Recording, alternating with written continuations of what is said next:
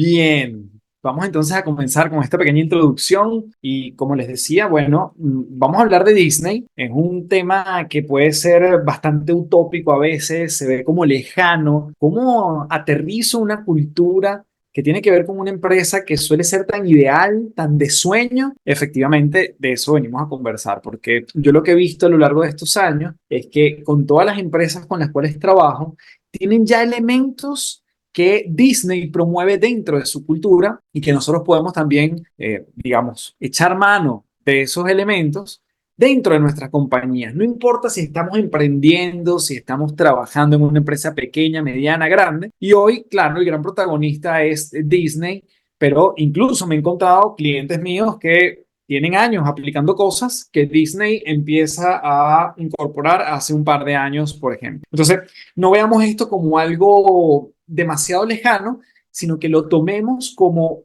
algunas guías de lo que efectivamente pudiésemos llevar a cabo dentro de nuestros negocios, emprendimientos, no importa el tamaño. Como me presentó amablemente Mariale, mi nombre es Carlos Fernández y la gente me conoce como Café, porque esas son mis iniciales, aunque parezca raro, ya me acostumbré y yo no sé si mis papás lo planificaron, pero así me llama la gente. Si ustedes me llaman Café, yo estoy mucho más en confianza.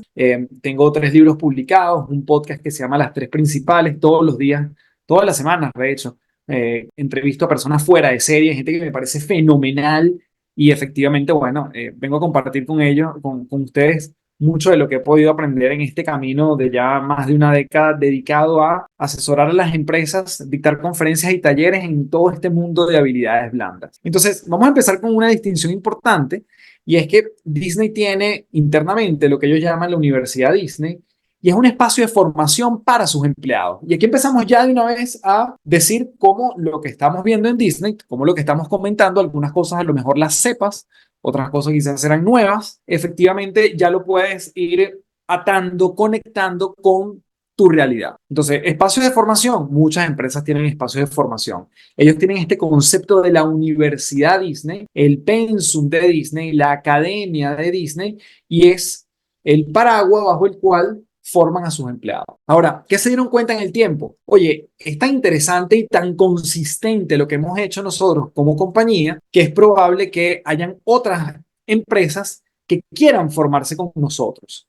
Y es allí entonces donde surge el Instituto Disney. El Instituto de Disney es entonces un lugar, un espacio, normalmente le dedican los espacios de sus resorts, los espacios de sus hoteles para esta formación, donde empresas, consultores con un estándar mínimo requerido van a formarse acerca de la cultura Disney para llevarlo a sus compañías. Yo tuve la oportunidad de hacerlo en el 2016 y después en el 2021 y ahí tengo mi foto con Mickey cuando me dio mi certificado, parte de la magia de Disney, y ya les voy a hablar un poquito del protagonismo de este personaje en una de las características culturales más interesantes que yo pude aprender acerca de ello. Así que bueno, ya empezamos a ver algunos elementos claves: universidad, instituto, mejores prácticas, cómo forman a su gente, la importancia que le dan, y uno de los elementos primordiales que vamos a conversar es que ellos, aquí vemos una línea de tiempo acerca de la visión de Disney. Ellos tienen desde su fundación en 1923 con Walter Elias Disney y su hermano Roy, una dupla fabulosa, y ya vamos a ver por qué es relevante. A lo largo del tiempo, como ven en la línea, han pasado muchos gerentes generales, muchos presidentes, muchos CEO, dependiendo de cómo cada quien le llame en su país, han pasado el testigo para liderar la compañía. Me detengo en el 2005, donde Bob Iger asume la presidencia y él fue una persona que comenzó prácticamente como bueno, dependiendo de cómo estés, en qué país me estés escuchando, como un junior, un becario, un pasante dentro de un canal que luego adquirió Disney, como fue la cadena ABC. Literalmente él empezó recogiendo cables, pero fue creciendo y eventualmente llegaría al punto donde bueno, es uno de los grandes candidatos a ser CEO de Disney. Este señor ha sido uno de los grandes protagonistas y los que ha marcado hitos grandes dentro de la empresa, puesto que a él se le debe la adquisición de Lucasfilm, entendamos, para todos estar en contexto, los que llevan la franquicia de Star Wars, que la adquirió Disney, adquisiciones como el estudio de Pixar, donde tuvo grandes negociaciones con Steve Jobs para comprar y aliarse con Pixar Studios, la adquisición de Marvel, más recientemente con la plataforma Hulu. Es decir, una persona que ha ido creciendo la compañía entendiendo que no tiene que tener todas las respuestas. Es decir, que las tiene que también buscar en otros lados donde la gente está brillando por cuenta propia y que está creciendo con grandes iniciativas que pueden ser complementarias al negocio de entretenimiento de Disney. Tanto es así que este señor se jubila a finales del 2019, llega la pandemia, este Bob Chapek asume la presidencia, pero no le fue bien y vuelve otra vez Bob Iger a asumir la presidencia hace un año y medio. Lo volvieron a llamar porque es un tipo que estratégicamente sigue siendo muy relevante y vigente para la cultura de Disney. Entonces, esta es su fotografía, solamente para tenerlo como referencia, y él tiene un principio que lo sigue aplicando, pero que forma parte de la cultura que vienen arrastrando desde hace más de 100 años, que por cierto, ya si vemos que esto se fundó en 1923, en el 2023 y específicamente en el 2024, los derechos de algunos personajes de Disney ya han empezado a caducar. Hay una ley que dice que después de 100 años, los derechos de cualquier, digamos, cualquier registro a nivel de personajes que se hayan hecho ya no le pertenecen a esa compañía. En este caso, una imagen como tan emblemática como la de Mickey Mouse, sus primeros bocetos, ya pueden ser de dominio público. Hace un tiempo salió una película utilizando la imagen de Winnie the Pooh porque ya caducó la licencia que le pertenece únicamente a Disney y bueno, como dato curioso han ido perdiendo y seguirán perdiendo algunos de los personajes emblemáticos y esas licencias. Cada quien las podrá utilizar literalmente para hacer un restaurante, una película, sacar camisetas, lo que sea. Entonces, él maneja un estilo de liderazgo interesante y es que dicen que los líderes escriben su legado intencionalmente. Todo líder en Disney, número uno, es aquella persona que influencia a otros, no es aquella persona que tiene gente a cargo. Entonces, el liderazgo en Disney es igual a influencia, no a cargo. Y todo lo que quiero que digan el día que yo me vaya, yo lo voy desarrollando, lo voy construyendo de una manera muy intencional a lo largo de mi gestión. Por eso es que dicen que los grandes líderes escriben su legado de forma intencional. ¿Cuál es la huella que yo quiero dejar? Todos los días, las personas que generan influencia dentro de Disney van creando su propósito y aquello que quisieran decir de ellos en una placa el día de mañana lo van construyendo en su diario vivir. Uno de los elementos importantes que les mostraba con la lámina anterior, aparte de los presidentes que han pasado por Disney, es que fíjense que ellos mantienen una premisa importante. La visión de la compañía siempre puede cambiar. ¿Y por qué puede cambiar tu visión como compañía, tu visión como emprendedor, tu propósito como persona, que está muy de moda? Bueno, porque el mercado cambia, tú cambias, probablemente lo que sucedía en la década de los 20 no es lo mismo que la tecnología de los 50 y mucho menos de los años 2000, pero los valores se mantienen. Entonces, decía Roy Disney, el hermano de Disney, decía, cuando tenemos los valores claros, vamos a tener más posibilidades de tomar decisiones certeras. Entonces, la visión puede cambiar, pero los valores se mantienen. Los valores de Disney son los que aquí, vamos a ver si están, si me aparecen aquí en pantalla.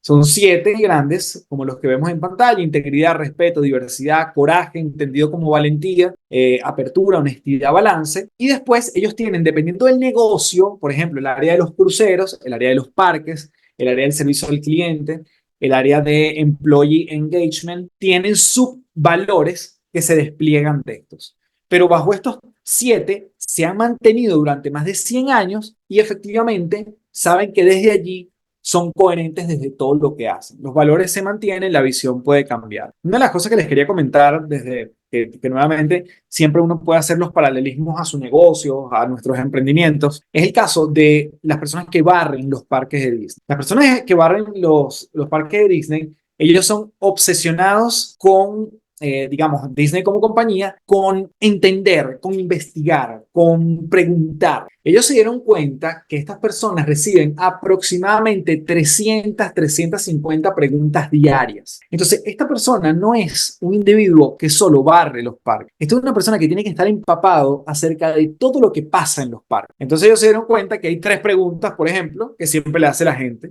Vamos a hacer una pequeña intervención por el chat, preguntándoles en este minuto por el chat. Escríbanme por el chat, manos en el teclado, a ver un pequeño ejercicio. ¿Cuál creen que es la pregunta número 1 que le hacen a las personas que barren en los parques de Disney? No sé si el chat está activado, pero si hay gente que pueda escribir, maravilloso. Sí, está ¿Cuál creen que es activado. la pregunta número uno que se le hace a estas personas? Muy bien, Ana, acertaste. Te ganaste 300 entradas para Disney y para tu familia por el resto de tu vida. Muy bien. ¿Dónde está el baño? Esa es la primera pregunta. Es decir, esta persona no puede decir, no, yo solo soy de limpieza. Ellos tienen que saber dónde están cada uno de los baños. Ellos entendieron que la impecabilidad en la experiencia del cliente es clave. Entonces, una de las responsabilidades que tienen que velar estos caballeros y estas damas en el orden y en la limpieza es que, atención, cada 23 pasos hay una papelera, hay una basura. Es decir, eso está milimétricamente coordinado. Esta persona recibe la pregunta número uno es ¿dónde está el baño? La pregunta número dos es ¿dónde está Mickey Mouse? Y la pregunta número tres es ¿a qué hora pasa el desfile? Pero no a qué hora pasa el desfile en general, ¿a qué hora pasa el desfile? Por aquí, por donde yo estoy en este momento. Entonces, esta es una gran palabra que vamos a escuchar, es la obsesión que tiene Disney por averiguar hasta lo más mínimo. Nuevamente, estamos hablando de Disney, pero siempre veamos hacia adentro. ¿Qué podemos nosotros obsesionarnos o investigar que nos dé tanta información para dar una experiencia wow a nuestros clientes internos, nuestros clientes externos? Da lo mismo en la cadena de valor en la que nos encontremos. Otro punto importante que es clave destacar es justamente Bob Iger tiene vamos a decir, una costumbre que la heredó de alguien que no conoció, como fue Walt Disney. Pero Walt Disney salía de sus oficinas y cada cierto tiempo en la semana, pero todas las semanas, iba a vivir en carne propia lo que vivía el resto de los visitantes en las instalaciones de Disney. Hacía las filas, veía cuánto se estaban tardando, veía la experiencia en las comidas, le preguntaba a los empleados, que muchos de ellos no tenían su registro en forma de cara, no sabían quién era, no sabía quién era, le preguntaba cosas de forma casual para ver qué decían los empleados. Es por eso que él además empieza a trabajar incluso la nomenclatura. ¿Cómo le llamamos a la gente que trabaja con nosotros? Entonces, si tú eres parte del staff de Disney, de los empleados de Disney, tú no eres un empleado, tú eres un cast member. Es decir, tú eres miembro del elenco y así se llaman todos los miembros del elenco. ¿Por qué? Porque el show debe continuar, porque tú eres protagonista y porque puedes ir más allá del rol específico y la descripción de cargo por la cual te contratamos. Por eso es que eres protagonista de esta historia. Otro de los elementos que ellos manejan a nivel de términos, ellos no hablan de fracasos, ellos hablan de los choques controlados, haciendo alusión a una de las películas de Tron hace mucho tiempo. Entonces, ¿cómo son los choques controlados? Es la oportunidad de probar algo y aprender muy rápido. Entonces chocamos controladamente. Entonces ellos tienen esta nomenclatura que los hace distintos como cultura. Quien visita los parques no es un cliente, es un guest, es decir, alguien que es un invitado. ¿Cómo recibes tú un invitado en tu casa? Así ellos se proponen a recibir a cada una de las personas que reciben.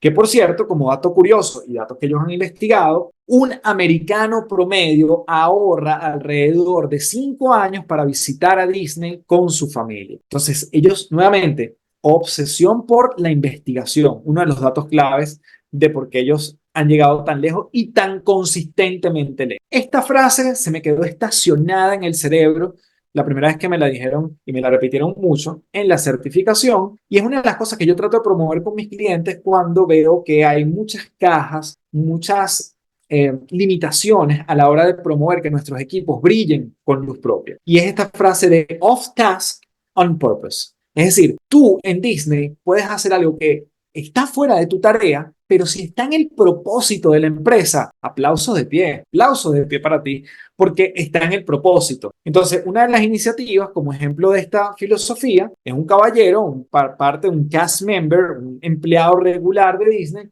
que le tocaba hacer guardia cada cierto tiempo frente al castillo de Magic Kingdom, el famoso castillo de princesas, que es el más emblemático de la Cenicienta, y él recurrentemente ve que hay muchos invitados, muchos guests, muchos visitantes que llegan a hacer un acto simbólico de casarse en Disney. Incluso veía que habían parejas que llegaban con un sacerdote y les hacía una bendición simbólica, pero no había nada formal. Y este tipo ve que es tanto el patrón que se repite que levanta este tema a su supervisor y le dice, yo creo que Disney puede tener un negocio acerca de las bodas. ¿por qué no hacemos un departamento de bodas en Disney? Y entonces estructuramos, le damos forma y le damos la opción a algo que ya por diseño la gente está haciendo por iniciativa propia. Y efectivamente hoy en día hay un departamento de bodas en Disney donde te generan toda una experiencia, donde cada invitado puede pagar desde 700 a $1000, es el promedio de un invitado si quieres hacer una boda en Disney. Entonces, y de hecho hay un documental en Disney Plus que solo tiene que ver con este departamento de bodas. Pero no es el departamento de bodas, no es solo la experiencia, no es que te vinculan con tus personajes favoritos, no tiene que ver si tú harías esto o no. Hay mucha gente que lo haría y por ello ellos sacaron un negocio de esto. Tiene que ver también con cómo ellos le dan oportunidad a la gente de vivir esta filosofía. Fuera de la tarea puede estar, pero si está dentro del propósito de la empresa, maravilloso que lo traigas a colación. Te vamos a aplaudir, nos gusta que alces tu voz, porque todo el tiempo estás viendo cosas que pueden ser potencialmente un negocio. Otro elemento clave es cuando adquieren Pixar, Steve Jobs, y esto lo cuenta Bob Iger, el CEO de Disney actual, que les comenté al principio, cuenta que cuando va a negociar la compra de Pixar, Steve Jobs junto a dos socios le dicen, no queremos que nos cambies la cultura, porque si hemos llegado tan lejos es porque esta cultura funciona. Y para que tengamos una idea de algunas de las cosas que suceden en Pixar, en las salas de entrenamiento o de reuniones están muchos bocetos de personajes que nunca han salido a la pantalla grande, que fueron un fracaso. Pero como están en esta filosofía de los choques controlados, uno de los elementos que ellos dicen siempre es, cada uno de esos muñecos que vemos, que nadie los conoce, sino solo nosotros, son un recordatorio que podemos fallar una y otra vez. ¿Cuántas veces dentro de nuestros emprendimientos, nuestras organizaciones, aplaudimos ese choque controlado? Lo promovemos porque ellos dicen que gracias a esto, hoy en día tenemos cosas como Toy Story, como Buscando a Nemo, Los Increíbles, etcétera, etcétera, etcétera. Pero es el choque controlado visto de una forma bien estratégica. Para cerrar, les traigo un videito acerca de uno de los líderes de Disney hablando de la filosofía y luego vamos cerrando.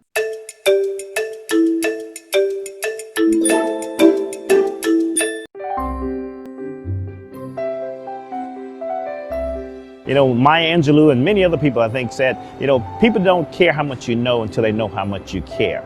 So I tell my leaders, make sure you care for other people, because you as a leader can't get it done unless you do it through other people. We had problems. We were trying to get a dish machine changed out, and everybody's talking about how difficult it was. So I went in costume as a steward and worked in that particular location with them and go, wow, what a difficult job it was. And we actually were able to get the money to change that dish machine. But what it also showed was care and concern for my people. If they had to struggle through that, then I was going to struggle through with them. By doing that, I developed leaders. Those people become better leaders, and hopefully I instill something in them that they'll now take and use with other people as they become stronger leaders. My direct leader right now is Rylas Carter. He's the Vice President of Resort Park Sales Services, Park Event Operations. He has a very large scope of his responsibility, and we do monthly one-on-ones. And I call Rylas a man of the people. And we walk the areas on some of our one-on-ones, and they're scheduled for an hour. And there are times it'll take 3 or 4 hours because he literally will stop and talk to every person that we come in contact with, because he knows them by their name, he knows their families, he wants to genuinely show them that he cares about them and vice versa, that they care about him. And I emulate what he does for our organization. It's the successes that come from the extra time that we show carrying our cast members that we care, it pays off in huge dividends down the road.